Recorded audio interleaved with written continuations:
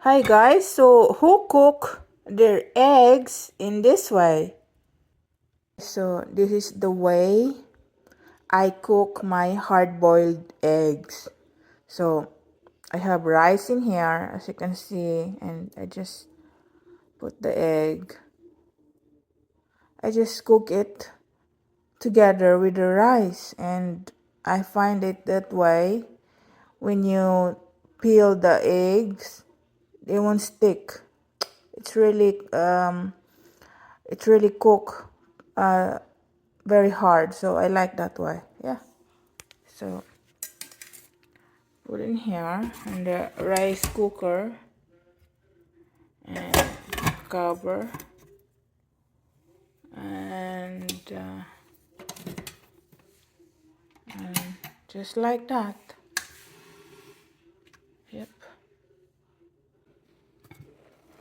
So the rice and eggs are cooking. Hey guys, so still hot, but it's cooked.